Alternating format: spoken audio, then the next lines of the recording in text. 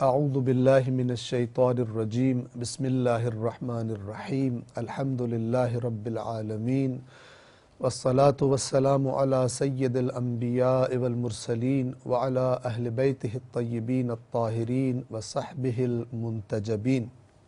قرآن کریم کے 30ویں اور آخری جز میں ہم نے سورہ عبس کو تمام کیا تھا۔ سورۃ التکویر کے ترجمے اور مختصر وضاحت کا ہم آغاز کر رہے ہیں۔ بنام خدائے رحمان رحیم، آیت نمبر 1۔ جب سورج کو لپیٹ دیا جائے گا، 2، اور جب ستارے بے نور ہو جائیں گے، 3، اور جب پہاڑ چلائے جائیں گے، 4، اور جب 10 ماہ کی حاملہ اونٹنیاں چھوڑ دی جائیں گی۔ قیامت کے واقع ہونے پر جو حادثات پیش آئیں گے ان کو قرآن نے مختلف مقامات پر بیان فرمایا ہے۔ یہاں بھی وہ تصویر دکھائی جا رہی ہے ان حادثات کی، ان ہولناکیوں کی کہ جو قیامت جب آئے گی تو وقوع پذیر ہوں گے اور لوگ انہیں دیکھیں گے۔ سورج کا لپیٹ دیا جانا، ستاروں کا بے نور ہو جانا اور پہاڑوں کا چلایا جانا، قرآن میں کئی بار اس سے پہلے یہ بات گزر چکی۔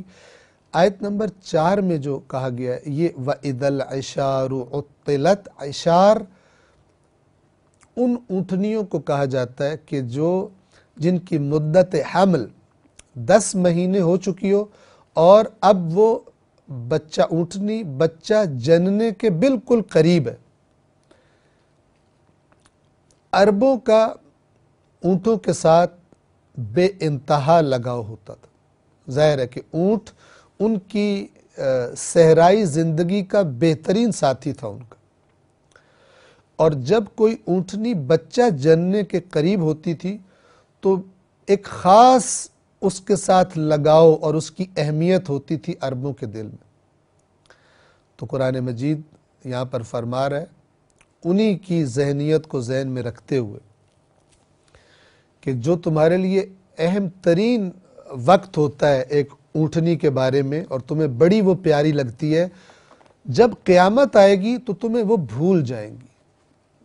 اور اس سے اگلا پیغام واضح ہے کہ وہ چیزیں کہ جو ایسے مرحلے میں ہوتی ہیں کہ جب انسان کو بہت زیادہ ان کی طرف توجہ ہو جاتی ہے، جب قیامت آئے گی اور یہ قیامت کا حادثہ رونما ہونے لگے گا تو انسانوں کو وہ چیزیں بھی بھول جائیں گی۔ جیسے پہلے گزر چکا کہ جو ماں اپنے بچے کو دودھ پلا رہی ہوگی اسے اپنا بچہ بھول جائے گا، اسے بھول جائے گا کہ بچہ دودھ پی رہا ہے۔ قیامت کے حادثے کی شدت گویا کہ انسان کو بدحواس کر دے گی، اس کی توجہ ہر چیز کی طرف سے ہٹ جائے گی، اور کیونکہ یہ اللہ کا وعدہ برحق ہوتا دکھائی دے جائے گا لوگوں کو تو سارے شکوک و شبہات، ساری الٹی سیدھی دلیلیں ختم ہو جائیں گی، سب کچھ بھول جائے گا۔ اب کس کی فکر ہوگی کہ میرے ساتھ اب کیا ہونے جا رہا ہے۔ اور جب 10 ماہ کی حاملہ اونٹنیاں اپنے حال پر چھوڑ دی جائیں گی، 5، اور جب وحشی جانور اکٹھے کر دیے جائیں گے۔ وحشی جانوروں کا روز قیامت اکٹھے ہونا یہ تو واضح ہے کہ یہ ہوگا، قرآن مجید یہ اس کی طرف وضاحت کے ساتھ بیان فرما رہا ہے، بیان فرما دیا ہے۔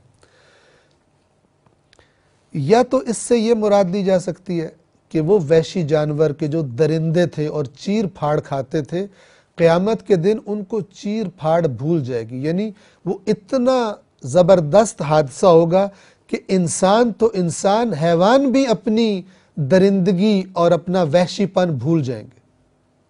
یعنی قیامت کا حادثہ اس وقت موجود حیوانوں کو بھی متاثر کر دے گا، وہ بھی گویا کہ دبک کے رہ جائیں گے۔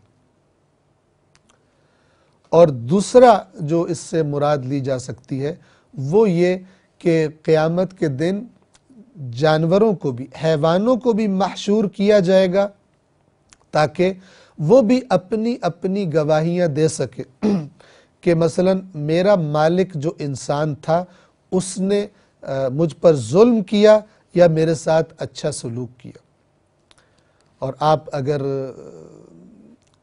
کتاب مبارک نہج البلاغہ کا مطالعہ فرمائیں تو اس میں مولا علی علیہ السلام جب ہدایات دیتے ہیں اس شخص کو، ان افراد کو کہ جن کو بھیج رہے ہیں زکوٰۃ جمع کرنے کے لیے، تو وہاں پر آپ دیکھیں کہ مولا جو اس کو ہدایات دیتے ہیں کہ جب زکوٰۃ کے جانوروں کو تم نے واپس لے کر آنا ہے تو ان کے کھانے پینے کا کیسے خیال رکھنا ہے، ان پر سواری کرنے کے معاملے میں ایسا نہیں کرنا کہ ایک ہی کو تکلیف دیتے رہو، ایسے راستوں سے لاؤ جہاں پر چارہ کم ہو، اور وہ حقوق، وہ ہدایات جانوروں کے بارے میں مولا نے دی ہیں۔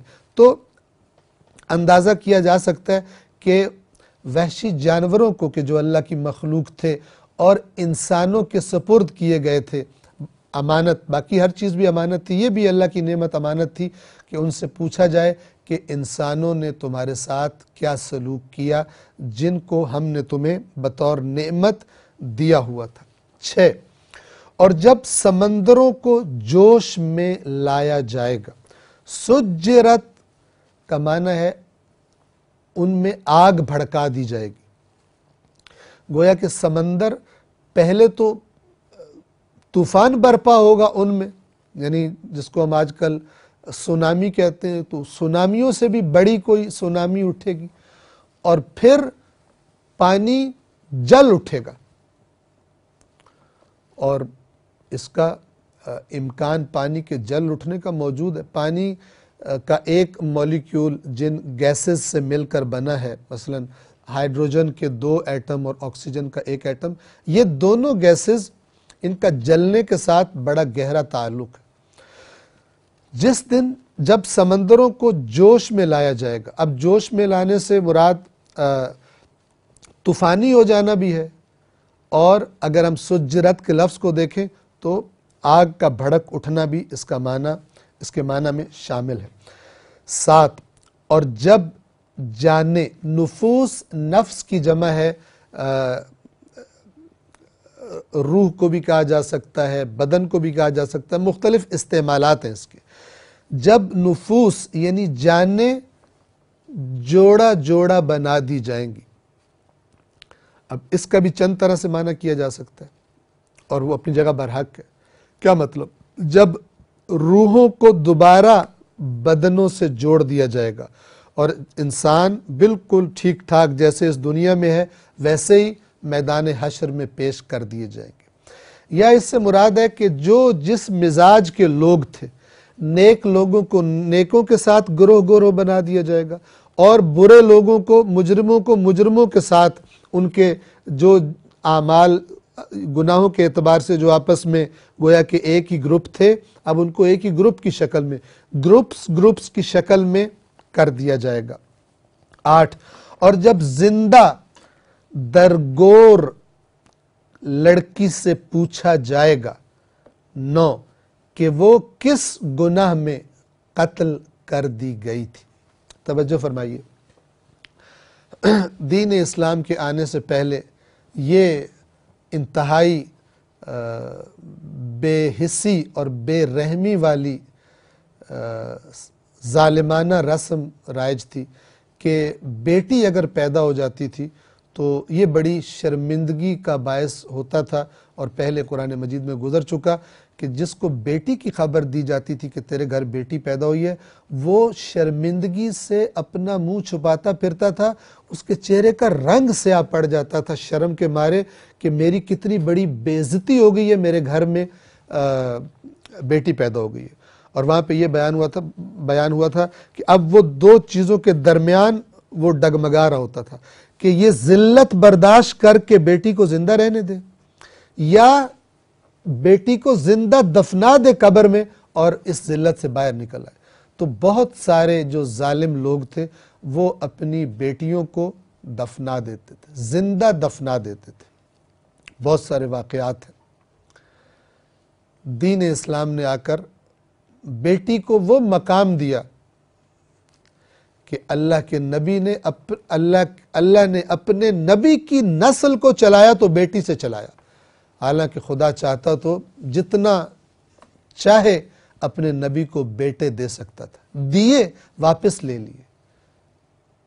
پیغام دیا ہر اس شخص کو کہ جس کو بیٹیاں اچھی نہیں لگتی، اور افسوس آج بھی بعض نام نہاد مسلمان ایسے ہیں کہ جو اگر مثلا ان کی بیوی وہ ایک بیٹی پیدا کر دے، دوسری تیسری، تو ان کو بری لگنے لگتی ہے، اور خاص طور پہ کچھ جو جاہل اور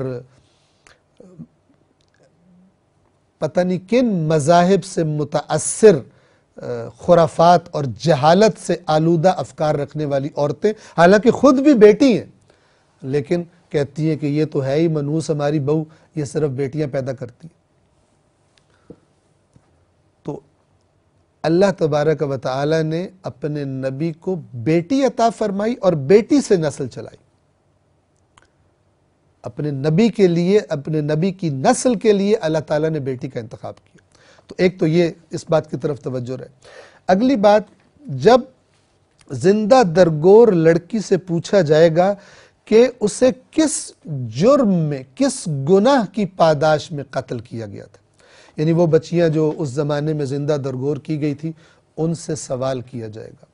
اور یہی اسی آیت کو پڑھتے وقت آج اس آیت کا کیا پیغام ہے، یہ یاد رکھیے، قرآن مجید کی آیات کا دائرہ قیامت تک ہے۔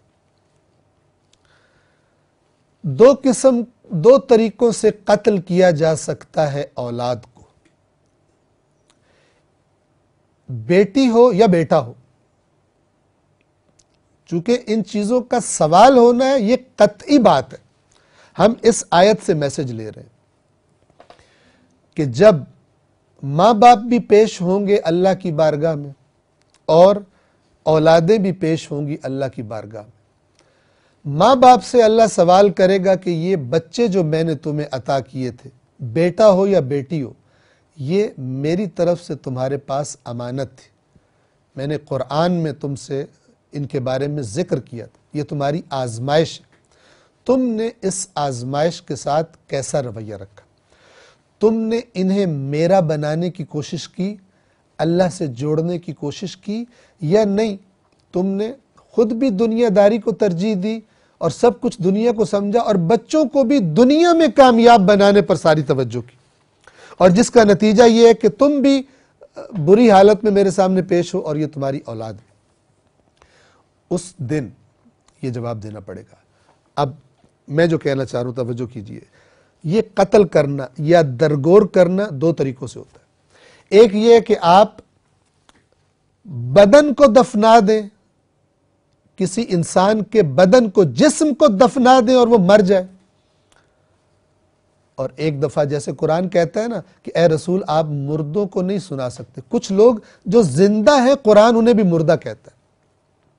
وہیں سے ہم یہ نتیجہ لے رہے ہیں کہ تم نے اپنی اولادوں کی تربیت ایسی کی کہ وہ مردہ ہو گئے، چلتی پھرتی لاشیں بن گئے، پیسے بنانے والی مشینیں بن گئے، دنیا کی لذتوں کو حاصل کرنے کے لیے شب و روز جانوروں کی طرح کام کرتے تھے وہ، اور تم خوش ہوتے تھے بچے نے پیسے کمانے کی، بچہ میرا مشین بن گیا، پیسوں پہ پیسے کمائی جا رہا ہے، اور تمہیں فکر نہیں ہوتی تھی کہ یہ دنیا عارضی ہے۔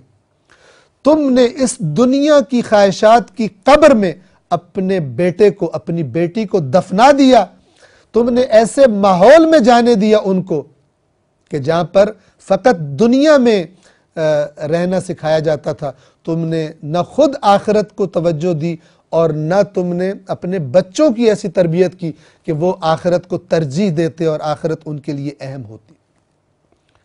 حالانکہ تم نے اپنا نام مسلمان رکھا ہوا تھا، تم نے اپنا نام شیعہ رکھا ہوا تھا، تم نے اپنا نام سنی رکھا ہوا تھا، تم دنیا دار تھے، تم پیدا ہو گئے تھے ایک گھر میں جو مسلمان گھر کہلاتا تھا، جو شیعہ گھر کہلاتا تھا، جو سنی گھر کہلاتا تھا، لیکن تم نے اپنی اولادوں کو اپنی خواہشات کی قبر میں دفنا دیا، زندہ دفنا دیا۔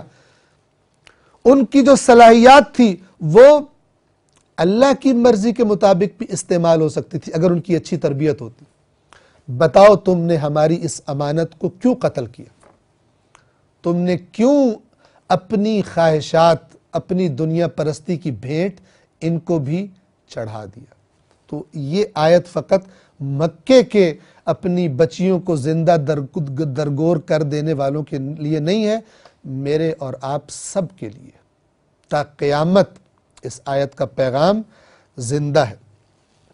آیت نمبر 10 آپ دیکھیے، میں آپ کو قرآن مجید جو کہا گیا قرآن میں تدبر کرو. اب میں اشارہ کروں آپ کی خدمت کہ جب آپ یہ آیت پڑھیں کہ یا کوئی بھی آیت جو پچھلی کسی قوم کے بارے میں، بت پرستوں کے بارے میں، یہود کے بارے میں، نصارہ مسیحیوں کے بارے میں، کسی کے بارے میں، یہ سوچ کر کبھی آگے نہ بڑھیں کہ میں مراد نہیں ہوں اس سے. یہ دھوکہ ہے. بعض لوگ آیات قرآن کے پیغام سے اس طرح جان چھڑاتے ہیں چونکہ خود نظریات اس کے خلاف بنا چکے ہیں. کہتے ہیں یہ تو کافروں کے لیے نازل ہوئی تھی. نہیں، کافروں کے لیے نازل ہوئی، بے شک اس زمانے میں نازل ہوئی تھی، لیکن تا قیامت اس کے اندر جو بات کی گئی ہے وہ سب کے لیے. اس کو پڑھ کے سوچیں، یہ جو بچی کو زندہ درگور کرنا ہے، آیا میرے لیے کوئی میسج ہے اس میں؟ تو وہ میسج آپ کے ذہن میں آ جائے گا غور کرنے سے، جو میں نے ابھی آپ کی خدمت میں عرض کیا. ایک ہے بچے کی، جس بچی کو قبر میں دفنا دیتا تھا مکے کا کافر مشرک، وہ اس کی دنیا کی زندگی تباہ کرتا تھا. جس بچے کو دنیا کی خواہشات کی قبر میں دفنا دیا گیا ہے، اس کی آخرت تباہ کر دی گئی ہے. وہ تو زیادہ شکایت لگائے گا ماں باپ کی اللہ کی بارگاہ میں قیامت کے دن. اس کی تو آخرت تباہ کر دی گئی ہے. وہ بچی جو بالکل چھوٹی سی تھی، اس کو قتل کر دیا گیا، اللہ تو اس کو کچھ نہ کچھ عطا کر دے گا کہ تیرے ساتھ ظلم ہوا ہے. لیکن ماں باپ کی وجہ سے، ماں باپ کی خواہشات اور دنیا پرستی کی وجہ سے جو بچے خدا سے دور ہو گئے، دین سے دور ہو گئے، ویسے بہت پڑھ لکھ گئے لیکن دین کے معاملے میں جاہل تھے، وہ تو بہت خطرناک طریقے سے سوال کریں گے اور شکایت کریں گے اپنے ماں باپ کی کہ یا اللہ تو نے مجھے ان کے گھر میں پیدا کیا تھا، ان کی ذمہ داری تھی میری تربیت کرنا.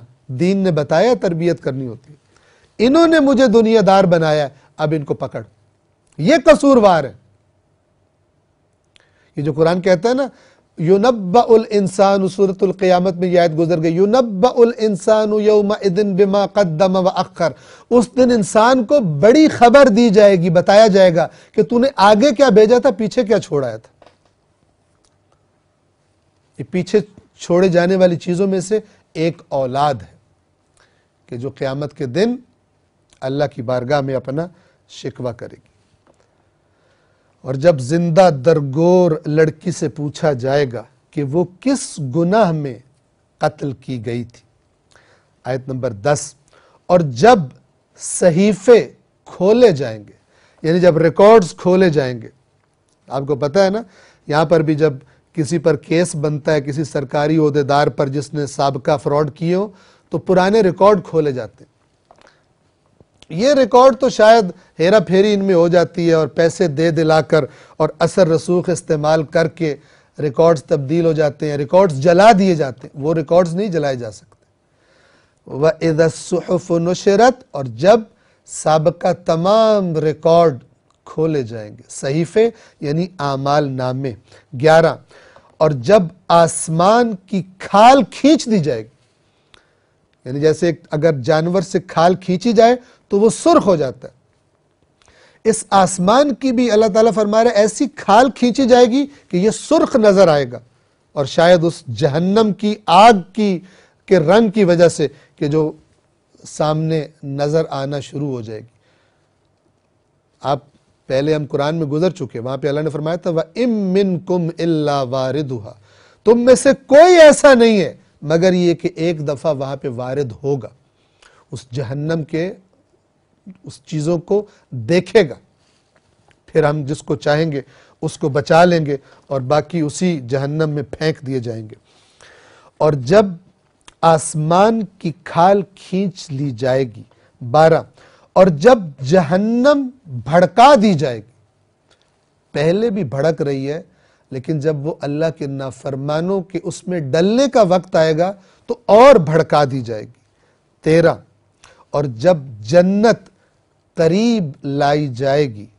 14 ہر شخص کو معلوم ہو جائے گا کہ وہ کیا لے کر آیا ہے، اس نے کیا حاضر کیا ہے۔ اس دن پتہ چلے گا کہ یہ اتنا لذیذ عمل جو گناہ کا تھا، یہ کتنے بھیانک چہرے کے ساتھ میرے سامنے کھڑا ہے اور اب مجھے اس کو بھگتنا ہے۔ کل نفس بما کسبت رہینہ، ہر نفس جو عمل اس نے کیا ہے، جو کمائی کی ہے، اس کے بدلے میں خود کو اس نے گروی رکھا ہوا ہے۔ اس وقت ہر شخص کو معلوم ہو جائے گا کہ وہ کیا لے کر آیا ہے۔ 15 تو نہیں، میں قسم کھاتا ہوں چھپ جانے والے ستاروں کی۔ 16 جو روانی کے ساتھ چلتے ہیں اور پھر چھپ جاتے ہیں۔ اب ان ستاروں سے مراد وہ ستاروں کا نظام بھی ہو سکتا ہے کہ جو جب کوئی شیطان اوپر جا کر آسمان سے کوئی خبر چرانے کے لیے اوپر جانے کی کوشش کرتا ہے، تو جو قرآن میں کئی بار بیان ہوا اللہ تعالیٰ کا وہ نظام کہ جس کے ذریعے یہ شہاب یا یہ ستارے اس پر ٹوٹ پڑتے ہیں اور اپنے ہدف کو نشانہ بنا کر غائب ہو جاتے ہیں، یہ بھی مراد لیے جا سکتے ہیں۔ اور بعض خاص ستارے بھی کہ جو چمکتے چمکتے اچانک غائب ہو جاتے ہیں، پھر آ جاتے ہیں، پھر دوبارہ غائب ہو جاتے ہیں۔ یعنی ان ستاروں کے نظام کی قسم کھانا، یعنی ان کی عظمت اور ان کی وسعت اور اس نظام کی طرف توجہ دلانا ہے کہ جس خالق نے یہ خلق کیا ہے اسی نے یہ قرآن نازل فرمایا ہے۔ 17 اور رات کی قسم جب وہ جانے لگتی ہے، یعنی جب رات کا اندھیرا کم ہونا شروع ہوتا ہے اور دن کی آمد ہوتی ہے۔ 18 اور صبح کی قسم جب وہ سانس لینے لگتی ہے، یعنی سانس لینے لگتی ہے، گویا کہ رات کے بوجھ میں دبی ہوئی تھی، اب رات نے جانا شروع کیا اور صبح نے سانس لینا شروع کیا۔ یہ قسمیں کھا کر اللہ تبارک و تعالیٰ فرما رہا ہے 19 آیت نمبر 19 میں، یقیناً یہ یعنی یہ قرآن ایک معزز محترم بھیجے ہوئے کا قول ہے۔ انہ لقول رسول کریم، یہاں رسول سے مراد وہ فرشتہ ہے جو وحی لے کر یعنی گویا کہ اگر ہم سورہ عبس کی آیات کو بھی اور دیگر آیات کو ذہن میں رکھیں تو ایک نظام ہے فرشتوں کا اور اس کا سردار حضرت جبرائیل علیہ السلام ہے کہ جو اس وحی کے سسٹم کے انچارج ہیں۔ یہاں پر ان کا تذکرہ ہے کہ یہ ایک معزز فرستادہ جس کو بھیجا جاتا ہے، وہی رسول کا ترجمہ ہے، کا قول ہے۔ تم کہہ رہے ہو کہ اپنے پاس سے گھڑ لیا ہے اس نے، یہ تو ایک انتہائی معزز مکرم محترم بھیجے ہوئے کا قول ہے۔ 20 جو قوت کا مالک ہے، یعنی اللہ نے اس فرشتے کو بڑا طاقتور بنایا ہے، بڑی قوت والا ہے، صاحب عرش کے ہاں بلند مقام رکھتا ہے۔ فرشتہ بھی کوئی معمولی نہیں ہے جو وحی لے کر آتا ہے، صاحب عرش یعنی اللہ کے ہاں اس کا بڑا مقام ہے۔ 21 وہاں اس کی اطاعت کی جاتی ہے، یعنی وہ فرشتوں کا سردار ہے، اس کی فرشتے اطاعت کرتے اور وہ امین ہے، امانت دار ہے، یعنی جو خدا اس کو دیتا ہے بالکل ویسے ہی وہ نبی کے پاس لے کر آتا ہے۔ اور اگر جو اوپر قسمیں کھائی گئی تھی ستاروں کی، ان سے مراد ہم وہی ستارے لیں کہ جو آسمان کی خبر چرانے کے لیے جانے والے شیاطین کو ٹارگٹ کرتے ہیں اور مارتے ہیں، تو پھر ہم ان آیات کو اس کے ساتھ اٹیچ کر سکتے ہیں کہ یہ وحی کا نظام، اس میں سے نہ کچھ چرایا جا سکتا ہے، نہ شیاطین اس میں کوئی اپنی چیزیں شامل کر سکتے ہیں، اور یہ اس طریقے سے اس بزرگوار فرشتے کے ذریعے سے یہ قرآن امانت دار کے ذریعے سے نازل ہوتا ہے۔ 22 اب اس فرشتے کی تعریف کرنے کے بعد اب رسول اللہ کی تعریف کہ ذرا دیکھو تو صحیح، یہ جو تمہیں قرآن سنا رہا ہے اسے تم اچھی طرح جانتے ہو، یہ کوئی اجنبی تو نہیں ہے کہ جو ابھی مکہ میں آیا ہے، یہ وہی ہے جس نے 40 سال تمہارے درمیان گزارے ہیں اور تم اس کی ساری زندگی پر گواہ۔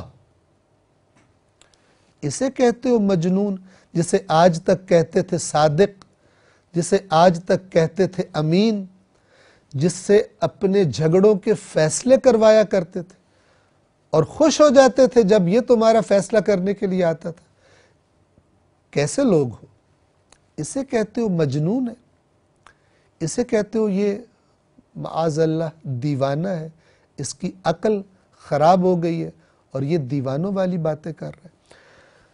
آیت نمبر 22 اور تمہارا رفیق، لفظ ہے صاحبکم، صاحب کہتے ہیں یہ صحبت میں رہنے سے ہے، ساتھ ساتھ رہنے سے، چونکہ مکہ ایک چھوٹا سا گاؤں تھا اور جو لوگ گاؤں کے ماحول سے واقف انہیں پتہ ہے سب ایک دوسرے کو جانتے ہوتے ہیں، سب کو پتہ ہوتا ہے۔ جو بچے گاؤں میں پیدا ہوتے ہیں ان کا بچپن لوگوں کی آنکھوں کے سامنے گزرتا ہے، ایک ایک بات پتہ ہوتی ہے۔ شہروں میں شاید اس طرح اس کو فیل نہ کیا جا سکتا ہو، اس کا تصور نہ کیا جا سکتا ہو، لیکن مکہ تو ایک چھوٹا سا گاؤں تھا، اس زمانے کا شہر تھا لیکن آج کے زمانے کے مطابق دیکھا جائے تو ایک چھوٹا سا گاؤں تھا۔ تو کہہ رہے تمہارا رفیق دیوانہ نہیں ہے، وہ تو تمہارا بڑا مخلص ہے، وہ تو تمہیں بہت بڑی مصیبت سے نجات دلانے کے لیے دن رات لگا ہوا ہے محنت کرنے میں اور تڑپ رہا ہے، اور تمہارا رفیق دیوانہ نہیں ہے، تمہارا ساتھی صاحب دیوانہ نہیں ہے۔ 23 کیوں دیوانہ نہیں ہے؟ اس نے تو سب کچھ خود دیکھا ہے، وہ جو تمہیں بتا رہا ہے، اور اس نے اس کو یعنی اس فرشتے کو، اس روح الامین کو، اس جبرائیل کو روشن افق پر دیکھا، یعنی اپنی آنکھوں سے، اور جو سورہ نجم میں گزرا کہ جو آنکھوں نے دیکھا دل نے اس کو جھٹلایا نہیں۔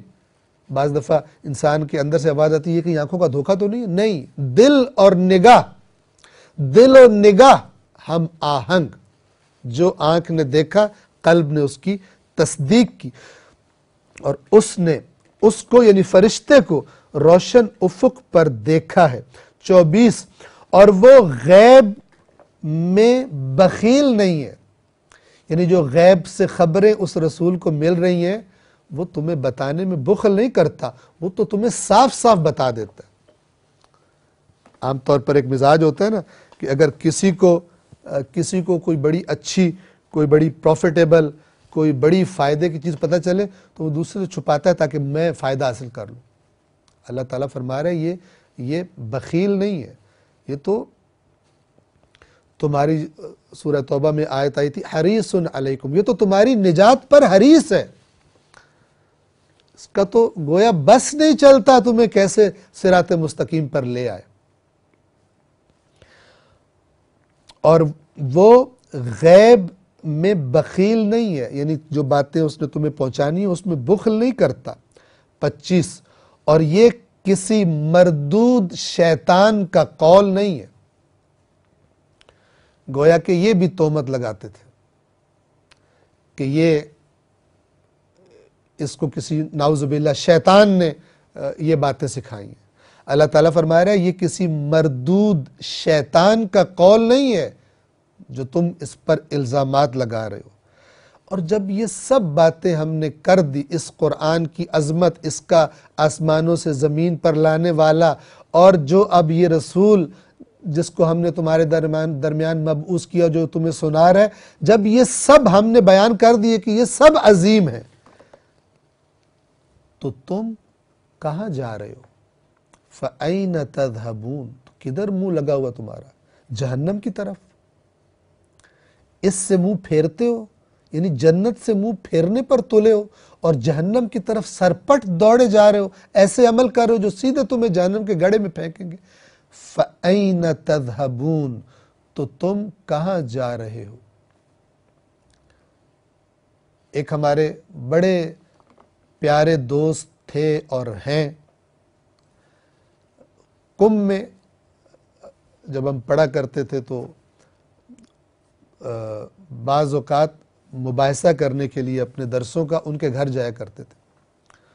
تو جب ہم ان کے گھر سے نکلنے لگتے تھے، جو ان کا دروازہ تھا، یعنی باہر نکلنے والا جو دروازہ تھا، گھر سے باہر نکلنے والا، اس پر اندر کی سائڈ انہوں نے ایک پوسٹر پر، ایک کاغذ پر یہ اپنے ہاتھ سے لکھ کے لگایا ہوا تھا، فَأَيْنَ تَذْهَبُونَ، قرآن کی یہ آیت نمبر 26 سورۃ التکویر کی، کہ جب بھی گھر سے نکلنے والا بندہ گھر سے نکلنے لگے تو دروازے پر اس کو پڑھے، کیا لکھا ہوگا؟ تم کہاں جا رہے ہو؟ اور اسے پتہ ہے یہ قرآن کی آیت ہے، یعنی گھر سے نکلنے سے پہلے اللہ کو اس سوال کا جواب دے کر جاؤ کہ یہ جو گھر سے نکل رہے ہو کہاں جا رہے ہو؟ فَأَيْنَ تَذْهَبُونَ۔ ہم بھی یہ کام کر سکتے ہیں، اپنے بچوں کو اس کی عادت ڈالیں، گھر میں اپنے گھر کی ڈیکوریشن کے مطابق کر لیں، اس کی شان کے مطابق کر لیں، کوئی اچھا سا پرنٹ کروا کر، تصویر مثلا خطاطی کروا کر ایک اچھے سے فریم میں ایسی جگہ لگا دیں کہ گھر سے باہر جانے والا اس کو دیکھے، اور بچوں کی تربیت کریں کہ اس سوال کا جواب دے کے اللہ کو گھر سے نکلنا ہے، کہاں جا رہے ہو؟ کیسا اثر ہوتا ہے اس کا؟ عمل کیے بغیر معلوم نہیں ہوتا۔ اللہ کو بتا کے جائیں گے میں حرام کام کرنے جا رہا ہوں، میں دوستوں کے ساتھ کسی گناہ کی محفل کو اٹینڈ کرنے جا رہا ہوں، میں کسی ناچ گانے رقص کی محفل میں جا رہا ہوں، میں کوئی اللہ حرام کام کرنے کے لیے جا رہا ہوں۔ فَأَيْنَ تَذْهَبُونَ، یہ قرآن مجید تو اگر کوئی چاہے تو اسی دنیا میں اس کو بہت کچھ دکھا دیتا ہے، بہت کچھ بتا دیتا ہے۔ فَأَيْنَ تَذْهَبُونَ، تو تم کہاں جا رہے ہو؟ 27، یہ اور کچھ نہیں، قرآن کیا ہے؟ یہ اور کچھ نہیں سوائے اس کے کہ عالمین کے لیے نصیحت ہے۔ یہ تو ہے ہی نصیحت۔ ابھی آج کل ہم نے اور بہت کچھ استعمالات بنا لی ہیں قرآن کے، وہ نہیں ملتا جو اللہ تعالیٰ کہہ رہے ہیں، یہ تو ہے ہی یہی۔ ان ہوا، نہیں ہے یہ قرآن، الا، سوائے اس کے کہ کیا ہے؟ ذکر للعالمین، یاد دہانی ہے، ہدایت ہے، نصیحت ہے، للعالمین، عالمین کے لیے، یعنی تا قیامت جتنے آئیں گے سب کے لیے یہ نصیحت ہے۔ اب اس سے نصیحت نہیں لیتے، باقی پتہ نہیں کیا کیا پاپڑ بیلتے ہیں، باقی پتہ نہیں کیا کیا اس کے تعویذ گنڈے اور اس کے الٹا پڑھنا اور سیدھا پڑھنا اور زعفران اور عرق گلاب سے لکھنا اور فلان کرنا۔ اللہ تعالیٰ کہہ رہے یہ اور کچھ نہیں، یہ نصیحت ہے۔ مہجوریت قرآن، خود قرآن کی آیات گواہی دے رہی، ان آیات کو پڑھیں اور پھر قرآن کے ساتھ اپنا رویہ دیکھیں، پتہ چل جائے گا رسول اللہ قیامت کے دن کن چیزوں کی شکایت کرنے والے۔ ان ہوا الا ذکر للعالمین، یہ انہوں نے ترجمہ اس طرح کیا ہے، یہ تو سارے عالمین کے لیے بس صرف نصیحت ہے۔ کہاں ہے نصیحت لینے والے؟ فہل من مدکر، ہے کوئی اس نصیحت کو لینے والا؟ آج نصیحت لینے والے نہیں ہیں، اور اللہ تعالیٰ کی یہ آواز بلند ہے قرآن کی، فہل من مدکر، ہم نے آسان کر دیا اس قرآن کو نصیحت لینے کے لیے، ہے کوئی نصیحت لینے والا؟ آج اللہ پکار رہا ہے اور نصیحت لینے والے دنیا میں مست ہیں، اور کل ہر کوئی چاہے گا ایک موقع دے دے ہم واپس جا کے ٹھیک کام کریں گے، وہاں اب خداوند عالم دوبارہ موقع نہیں دے گا۔ واضح اور شفاف اور تبدیل نہ ہونے والا اٹل قرآن مجید، یہ تو سارے عالمین کے لیے بس نصیحت ہے، 28 کس کے لیے نصیحت ہے؟ توجہ کیجیے، کس کے لیے نصیحت ہے؟ تم میں سے اس کے لیے جو چاہے، تمہاری مرضی ہے۔ نصیحت تو یہ ہوتی ہے نا کہ مثلا آپ بچے کو بلاتے ہیں اور کہتے ہیں، مثال کے طور پہ بچہ بڑا ہو گیا، آپ اسے کہتے ہیں بیٹا میں آپ کو نصیحت ہی کر سکتا ہوں، اب میرا آپ پر اختیار تو نہیں ہے، یہ آپ کو نصیحت ہے، آپ کا جی چاہے تو اس پہ عمل کر کے آپ ٹھیک ہو جائے، اور آپ کا جی نہ چاہے تو نہ کرے۔ یہ الفاظ ہے لمن شاء منکم ان یستقیم، اس کے لیے تم میں سے جو چاہے، کیا چاہے؟ ان یستقیم، یہ مستقیم سے ہے، ان یستقیم اپنے آپ کو مستقیم کرنا چاہے، اپنے آپ کو سیدھا کرنا چاہے، یعنی جیسا اللہ چاہتا ہے، جو تم میں سے اپنے آپ کو ویسا بنانا چاہے۔ یہ قرآن اور کچھ نہیں، اس کے لیے نصیحت، تمام عالمین کے لیے، یعنی پیغام اعلان تو سب کے لیے کر دیا گیا ہے، لیکن فائدہ کسے دے گا؟ جو چاہے اپنے آپ کو سیدھا کرنا اس قرآن کے ذریعے سے۔ اور اگلی 29 نمبر جو آخری آیت ہے، اس میں ایک اور اللہ کی قدرت کی طرف بھی اشارہ کر دیا گیا، اور وہ قدرت کیا ہے؟ کہ یہ جو تمہارا اختیار ہے کہ تم چاہو تو مان لو ہماری بات، چاہو تو نہ مانو، یہ بھی نہ ہو تم میں اگر اللہ نہ چاہے تو۔ یہ اختیار بھی تمہارا اللہ کی مشیت ہے، وہ جب چاہے تم سے چھین سکتا ہے، لہٰذا جتنی مہلت ہے غنیمت جانو، تمہیں تو پتہ نہیں ہے کب خدا کی طرف سے فیصلہ آ جائے اور تمہاری مہلت تمام ہو جائے، یا تمہاری موت آ جائے، یا تمہاری عقل ہی زائل کر دی جائے اور تمہارا وہ اعمال والا اکاؤنٹ بند ہو جائے۔ ہو سکتا ہے موت نہ ہے لیکن تمہارا دماغ معاف ہو جائے کسی وجہ سے، اور اس کے بعد تمہارے وہی اعمال رہ جائیں جو تم پہلے کر چکے ہو اپنی عقل کی حالت۔ آیت نمبر 29، اور تم نہیں چاہ سکتے، وما تشاءون، اور تم نہیں چاہتے، یا ہم اس کا ترجمہ کریں تم نہیں چاہ سکتے، الا مگر یہ کہ ان یشاء اللہ، اللہ چاہے، مگر یہ کہ اللہ چاہے۔ اب اس کا معنی جبر کا نہیں ہے کہ مثلا ایک انسان دوسرے کو گولی مار دے اور کہے قرآن میں لکھا ہے ہم نہیں چاہ سکتے، عدالت میں یہ بیان دے جا کر کہ جج صاحب میں نے گولی ماری ہے، قرآن کو آپ دیکھ لیں وہاں لکھا ہے کہ تم نہیں چاہ سکتے جب تک اللہ نہ چاہے، لہذا اللہ نے چاہا تو میں نے اسے گولی مار دی۔ کوئی قبول نہیں کیا جائے گا، نہ اس عدالت میں نہ اللہ کی عدالت میں۔ جبر نہیں ہے یہ آیت، جبر کا نہیں بتا رہی، یہ آیت یہ بتا رہی ہے کہ یہ تمہارا چاہنا نہ چاہنا یہ بھی اللہ کی عطا ہے تمہاری آزمائش کے لیے، کہ انشاءاللہ واضح ہے۔ اور تم نہیں چاہ سکتے مگر یہ کہ اللہ چاہے، کون؟ اللہ رب العالمین، جو عالمین کا پروردگار، پالنے والا ہے، رب ہے۔ سورۃ التکویر کے بعد اگلی سورۃ الانفطار۔ آپ محسوس کر رہے ہوں گے کہ اس آخری جز میں بالخصوص ہماری جو بیان کی رفتار ہے وہ نسبتاً آہستہ ہو گئی ہے۔ تو اس کا ایک سبب تو یہ بھی ہے کہ وہ جو ماہ رمضان میں ہمارا ایک ٹارگٹ تھا، اب وہ ٹارگٹ اس طرح ہمارے سامنے نہیں ہے، اور دوسری بات یہ ہے کہ چونکہ آخری جز کی صورتیں جو ہیں وہ باقی قرآن کی نسبت، مثلا جو قرآن سے مانوس ہیں، زیادہ ان کی نظروں سے گزرتی ہیں۔ آخری جز کی تلاوت جو حفظ کرنا چاہتے ہیں وہ بھی آخری جز کو پہلے حفظ کرنا شروع کرتے ہیں، یا جن کو اللہ تعالیٰ توفیق دے کہ انشاءاللہ ہم سب کو دے، اپنی نمازوں میں ان صورتوں کی تلاوت کی جا سکتی ہے۔ تو ہم ان کا جو معنی ہے اس کو بتانے میں اور آگے بڑھنے میں بہت زیادہ جلدی نہیں کر رہے، لہذا ہو سکتا ہے کہ چند دن ہمیں زیادہ اس میں لگ جائیں، لیکن انشاءاللہ ہم سب کے لیے یہ مفید ہوگا۔ سورۃ التکویر کے بعد سورۃ الانفطار۔ بنام خدائے رحمان رحیم، آیت نمبر 1۔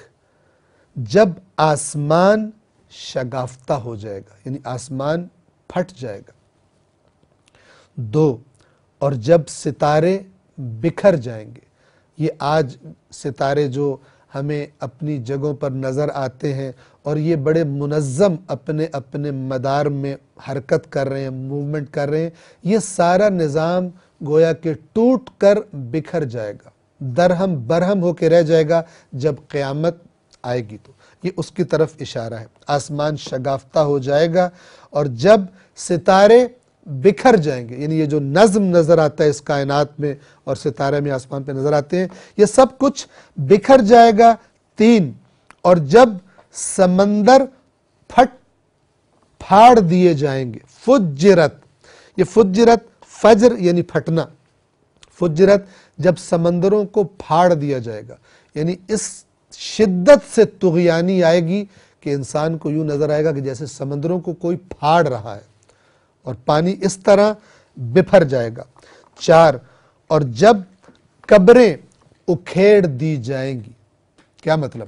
یعنی زمین کے اندر سے، یاد رکھیے کہ اس میں سب شامل ہے، اگر کوئی شخص قبر میں دفن ہوا وہ بھی شامل ہے، کسی شخص کو جلایا گیا وہ بھی اسی زمین کا حصہ ہے، اس کا بدن بھی، اگر کوئی شخص کہیں پانی میں ڈوب گیا وہ بھی اسی زمین کا حصہ بن گیا۔ اسی زمین کے اندر سے اس کے اجزاء کو اللہ تبارک و تعالی گویا کہ اس کے پاس یہ سارا ڈیٹا محفوظ ہے، اور وہ دوبارہ قبروں کے اندر سے نکال کر ان کو کھڑا کر دے گا، کیونکہ مکہ کے لوگ بھی اپنے مردوں کو قبروں میں ہی دفنایا کرتے تھے، تو اسی ماحول کے تناظر میں قبور کا تذکرہ آیا ہے، ورنہ جو قبروں میں نہیں بھی دفناتے وہ بھی اس میں شامل ہیں۔ اور جب قبریں اکھیڑ دی جائیں گی، 5، انسان کو علم ہو جائے گا، یعنی اس دن شکوک و شبہات نہیں رہیں گے، اس دن سارے عالم ہو جائیں گے۔ کن باتوں کے عالم؟ وہ باتیں جو آج قرآن سکھانے کی کوشش کرتا ہے دنیا میں ہمیں۔ اس وقت انسان کو علم ہو جائے گا کہ اس نے آگے کیا بھیجا تھا اور پیچھے کیا چھوڑ کے آیا تھا، سب کچھ واضح اور شفاف ہو جائے گا۔ بھولی ہوئی چیزیں بھی دوبارہ جب سامنے آئیں گی تو اس کو یاد ہو جائیں گی، یاد آ جائیں گی جو کام کر کے بھول ہی گیا تھا۔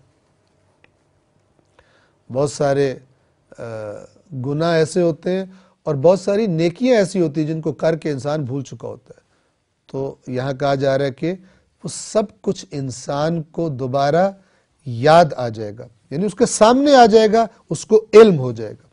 6، اب یہ آیت انتہائی محبت والا انداز ہے۔ آپ دیکھیے، آپ فرض کیجئے کہ ایک ماں ہے یا ایک باپ ہے، وہ بچے کو سمجھاتی ہے کہ یہ کام نہ کرو، اور وہ نہیں سنتا، اور پھر وہ اسے ڈانٹتی ہے کہ اگر تم اپنی حرکتیں نہیں چھوڑو گے تو تمہیں مثلاً سزا ملے گی، ہم تمہیں گھر سے نکال دیں گے، ہم تمہارا مثلاً خرچہ وغیرہ بند کر دیں گے۔ شدید ڈانٹ ڈپٹ سے کام لیا جاتا ہے۔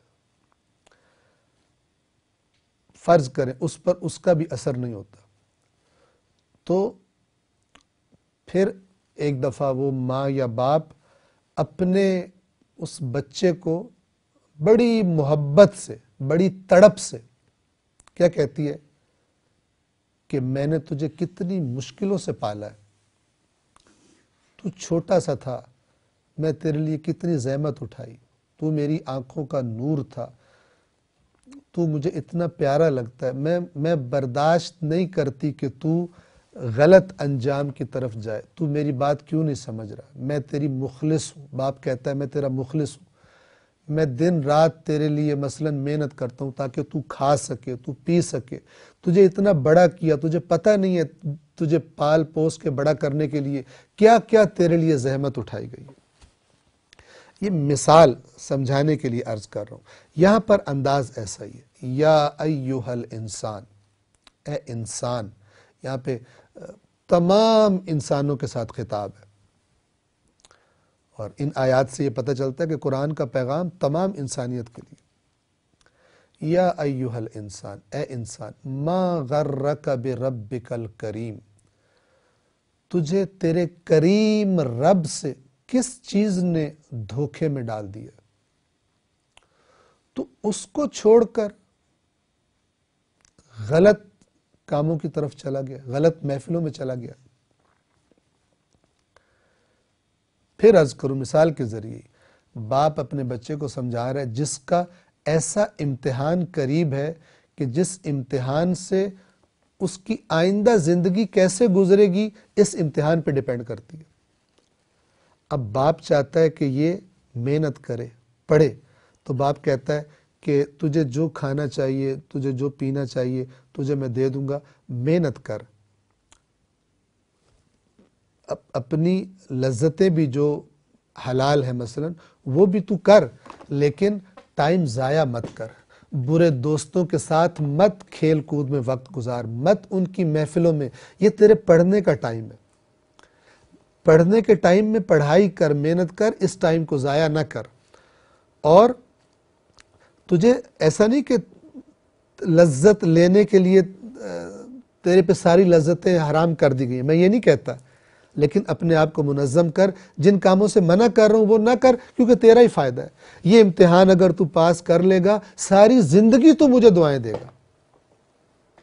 یہاں پر جو لہجہ ہے ایسا، یعنی وہ جسے کہتے ہیں کہ شدید محبت والا لہجہ اللہ کا، کہ تیرے اے انسان تجھے تیرے کریم رب سے کس نے غافل کر دیا، تو دیکھ تو صحیح کہ تجھے کس طرح پالنے کا بندوبست کیا، کس طرح تیرے ماں باپ کو کے دلوں میں تیری محبت ڈالی ہے کہ وہ تجھے نہیں چھوڑتے، تجھے کتنا برداشت کرتے تیری باتوں کو۔ یہ سب کرنے والا وہ تیرا رب ہے۔ اس رب کریم یہ اب تجھے نصیحت کر رہا ہے کہ کچھ چیزوں میں تو ان کی طرف نہ جا، اور اس کے بدلے میں میں تجھے ابدی زندگی دوں گا۔ ایسی نعمتیں تیرے لیے رکھی ہیں کہ یہ دنیا کی نعمتیں ان کے مقابلے میں کچھ نہیں ہے جن کے پیچھے تو اپنے آپ کو ضائع کر رہا ہے۔ اس کریم پروردگار سے اے انسان تجھے کس چیز نے غرک دھوکہ دے دیا، کس نے تجھے دھوکے میں ڈال دیا؟ اے انسان تجھے کس چیز نے اپنے کریم پروردگار کے بارے میں دھوکے میں ڈال دیا ہے؟ اب کریم پروردگار کیسا کریم ہے، کیا کیا احسان کیے؟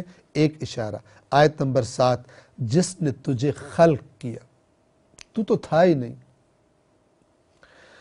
جس نے تجھے خلق کیا، پھر تجھے سنوارا، یعنی تجھے تیرے اعضاء کو، جوارح کو، تیری عقل کو، تیرے دماغ، ہر چیز کو کیسے سنوارا ہے کہ تو ایک مثلا نارمل انسان ہے۔ چاہتا تو تجھے ناقص بنا دیتا۔ فعدلک، پھر تجھے معتدل بنایا۔ اعتدال یعنی ایسا نہیں کہ جو چیز جتنی ہونی چاہیے تھی مناسب بنائی، نہ یہ کہ تیرے مثلا ہاتھ بے ہنگم بڑے ہوں، باقی بدن تیرا ایک نارمل انسان کا بدن ہو، مثلا جو چیز جتنی ہونی چاہیے تھی اللہ نے تیرے بارے میں عدل کیا اور تجھے ایک انسان کی شکل میں پیدا کیا۔ 8، اور جس صورت میں چاہا تجھے جوڑ دیا، یعنی یہ جو تجھے صورت ملی ہے، تیرا جو وجود ہے، جو تجھے پسند ہے، جس کو تو لذت پہنچانا چاہتا ہے، یہ بنایا کس نے؟ اسے جوڑا کس نے؟ یہ چھوٹے چھوٹے اجزاء، لاکھوں، کروڑوں، اربوں، کھربوں ذرات مل کر جو تو بنا ہے، کس نے جوڑا ہے تجھے؟ تو نہیں ہے اپنے آپ کو بنانے والا، نہ تیرے ماں باپ ہیں تجھے بنانے والے۔ اس کریم جس نے تجھے خلق بھی کیا اور تجھے سنوارا بھی، تیری صورت بھی بنائی، تیرے زندہ اور باقی رہنے کا اہتمام بھی کر دیا، اس سے تجھے کس نے دھوکہ دے دیا ہے؟ اس سے بڑا کون ہے جس نے تجھ پر اس سے زیادہ احسان کیا ہے کہ اس کی بات سن کر تو اس اللہ سے غافل ہو گیا؟ اور جس شکل میں چاہا تجھے جوڑ دیا۔ 9، ہرگز نہیں بلکہ تم جزا کو جھٹلاتے ہو۔ تمہارا مسئلہ یہ ہے کہ تمہیں دنیا اتنی زیادہ اپنی طرف کھینچ لیتی ہے کہ تم اس قیامت کے دن کو بھول جاتے ہو، جھٹلانے لگتے ہو۔ اس بات کا تذکرہ کئی بار ابھی سورہ قیامت میں بھی چند دن پہلے گزرا اور قرآن میں کئی بار گزرا۔ قیامت کو جھٹلانا یعنی حساب کتاب میرا نہیں ہونا، چاہے وہ کوئی بے دین جھٹلا دے کہ میں قیامت کو مانتا ہی نہیں ہوں، اور چاہے کوئی دین میں تحریف کر کے یہ کہے کہ قیامت تو ہے لیکن میں بغیر حساب کے ہی چلا جاؤں گا، میرے ساتھ کچھ نہیں ہونا، میں پکا جنتی ہوں۔ دونوں کا نتیجہ ایک ہی جیسا ہے۔ ایک اللہ کو مانتا ہے اور پھر بھی ویسی زندگی گزار رہا ہے جیسی وہ زندگی گزار رہا ہے جو اللہ کو مانتا ہی نہیں ہے۔ زندگی دونوں کی ایک ہی ہے، اعمال دونوں کے بے ایمانی والے، کرپشن والے ہیں۔ کس کے اعمال ٹھیک ہوں گے؟ جس کو پتہ ہو میں نے حساب دینا ہے، مجھ سے پوچھا جائے گا، ایک ایک چیز کے بارے میں مجھ سے سوال کیا جائے گا۔ وہ الرٹ رہتا ہے، وہ ہوشیار رہتا ہے، وہ دھوکے میں نہیں آتا۔ لہٰذا جڑ جو ہے انسان کی خرابی کی، وہ قیامت کے بارے میں تحریف کا شکار ہو جانا ہے، قیامت کے بارے میں مطمئن ہو جانا کہ میں تو بچ جاؤں گا، یا بے دین لوگ جو کہتے ہیں قیامت آئے گی نہیں۔ دونوں کے رزلٹ ایک جیسے ہیں، ہرگز نہیں، بلکہ تم جزا کو جھٹلاتے ہو، اور تمہیں تو نظر نہیں آ رہا لیکن تمہیں ہم بتا رہے ہیں، جزا کو نہ جھٹلاؤ۔ تم جو کچھ کر رہے ہو، ہمارا جو نظام ہے بنایا ہوا، سب کچھ تمہارا ریکارڈ محفوظ کیا جا رہا ہے۔ آیت نمبر 10، اور جبکہ یقیناً تم پر نگران مقرر ہیں، اللہ کے فرشتے۔ کون نگران؟ 11، معزز یعنی محترم لکھنے والے، کاتبین لکھنے والے۔ 12، وہ جانتے ہیں جو تم کرتے ہو، تمہارے افعال کا ان کو علم ہے اور وہ ریکارڈ کر رہے ہیں۔ 13، آخری نتیجہ کیا نکلے گا؟ یہ جو وہ لکھتے جا رہے ہیں، اس لکھنے کا نتیجہ کیا ہوگا؟ اسی کے مطابق فیصلہ ہوگا۔ بے شک نیک لوگ، الابرار، بر کہتے ہیں نیکی کو، اور اسی سے ابرار ہے نیک لوگ۔ بے شک نیک لوگ نعمتوں میں ہوں گے۔ 14، اور بے شک فجار یعنی فاسق و فاجر کا ہم اردو میں بھی لفظ استعمال کرتے ہیں، فجار یعنی حدود کو پھاڑ دینے والے، پردوں کو چاک کر دینے والے، فسق و فجور کرنے والے، یقیناً جہنم میں ہوں گے۔ 15، جزا کے دن اس میں جھلسائے جائیں گے، جلائے جائیں گے۔ 16، اور وہ اس سے چھپ نہیں سکیں گے، غائب نہیں ہو سکیں گے، بچ کے نکل نہیں سکیں گے۔ اس دھوکے میں مت رہنا کہ تم مسلسل اللہ کی نافرمانیوں میں زندگی گزار دو اور پھر کوئی طریقہ تمہیں بتا دے کہ تم جہنم سے غائب ہو جاؤ گے، بچ کے نکل جاؤ گے، وہ اس سے چھپ نہیں پائیں گے۔ 17، اور آپ کو کس چیز نے بتایا جزا کا دن کیا ہے؟ وَمَا أَدْرَاكَ مَا يَوْمُ الدِّينِ۔ ہم عرض کر چکے کہ یہ کسی چیز کی اہمیت اور اس کی عظمت اور اس کی ہولناکی کو اگر کوئی توجہ نہ دے رہا، اس کی توجہ دلانے کے لیے یہ لفظ استعمال کیے جاتے ہیں کہ تم آرام سے سن رہے ہو اور حرکت نہیں کر رہے، تمہیں کون بتائے گا کہ جو میں تمہیں خبر دے رہا ہوں وہ کتنی بڑی خبر ہے اور کتنا بڑا خطرہ ہے جو تمہارے سر پر منڈلا رہا ہے۔ اور آپ کو کس چیز نے بتایا جزا کا دن کیا ہے؟ پھر دوبارہ تکرار۔ 18، پھر آپ کو کس چیز نے بتایا کہ جزا کا دن کیا ہے؟ یعنی میں اللہ جانتا ہوں کہ وہ دن کیسا ہوگا، لہٰذا میری باتیں اس دن کے بارے میں توجہ سے سنو اور ادھر ادھر کی باتیں اس دن کے بارے میں نہ سنو۔ میری باتوں پر توجہ کرو جو اس دن کا بھی خالق ہے اور جو اس دن کا بھی مالک ہوگا، مالک یوم الدین بھی وہی ہوگا۔ وہ کہہ رہا ہے کہ تمہیں کس نے بتایا کہ وہ دن کیسا ہوگا؟ پھر تمہیں کس نے بتایا کہ جزا کا دن کیا ہے؟ 19، توجہ فرمائیے، یہ پوری توجہ دلا کر اب اللہ بتا رہا ہے ایک بنیادی ترین اس دن کے بارے میں چیز ہمیں بتا رہا ہے، اور وہ چیز کیا ہے؟ اس دن کسی کے لیے کچھ اختیار نہیں ہوگا۔ ایک آیت دوسرے کو چھڑا لے، یوم لا تملک نفس لنفس شیئا، اس دن کسی کو کسی کے بارے میں کسی چیز کا اختیار نہیں ہوگا۔ کس کا اختیار ہوگا؟ والامر، اور حکم، امر، یومئذ، اس دن کس کے ہاتھ میں ہوگا؟ للہ، اللہ کے ہاتھ میں حکم ہوگا۔ جو بولے گا باذن اللہ، کسی کے حق میں بولے گا، شفاعت کرے گا باذن اللہ، بولنے والے کو بھی اللہ اذن دے گا، جس کے لیے بولنا ہے اس کے بارے میں بھی اذن دے گا کہ اس کی شفاعت کر سکتے۔ اذن پروردگار کے علاوہ، امر پروردگار کے علاوہ لا تملک نفس لنفس شیئا، کسی کے پاس کسی دوسرے کے لیے کسی چیز کا اختیار نہیں ہوگا۔ یہ قرآن کا بیان ہے، یہ قرآن کا بیان ہے، اور حق یہ ہے کہ تمام چیزیں اس کے زیر سایہ لائی جائیں اگر ہمارے ذہنوں کے نظریات اس نظریے کے مطابق نہیں ہیں۔ قرآن سننے کے وقت بعض اوقات یہ پرابلم پیش آتی ہے، خاص طور پر اس کے لیے جس نے صاف شفاف قرآن نہ خود سے پڑھا ہے نہ ٹھیک طریقے سے سنا ہے۔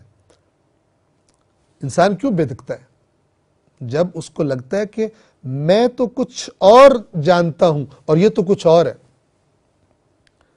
اب یہاں پہ عاقلانہ رویہ کیا ہے کہ اس کو اپنی غلطی سمجھ کر اللہ سے معافی مانگی جائے کہ آج مجھے مثلا اتنا عرصہ گزر گیا دنیا میں اور تیرے قرآن کی میں ایک بات لکھی ہوئی جو مجھے نہیں پتا، اور میرے ذہن میں کچھ اور ہے، اور میری عمر اتنی گزر گئی۔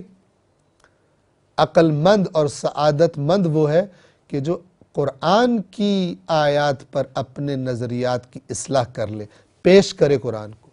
عقل مند وہ نہیں ہے کہ جو اپنے نظریات کو تھوپے قرآن پر، ٹھونسے قرآن پر، اور کہے کہ مراد یہ ہے اور مراد وہ ہے۔ یہ نامراد ہے، اسے مراد نہیں ملتی۔ جو اپنے ذہن کی افکار کو قرآن پر تھوپنے کی کوشش کرتا ہے وہ نامراد ہے۔ جو کہتا ہے نا مراد وہ ڈھونڈے جو اللہ نے بتائی ہے، نہ کہ جو ہم نے ذہنوں میں بنا لی ہے وہ مراد ہے۔ میں عرض کیا کرتا ہوں کہ وہ نامرادی کی طرف چلا جائے گا۔ سورہ انفطار یہاں پر تمام ہوتی ہے، اس کے بعد سورۃ المطففین ہے کہ انشاءاللہ آئندہ درس میں ہم اس کو بیان کریں گے۔ السلام علیکم ورحمۃ اللہ وبرکاتہ۔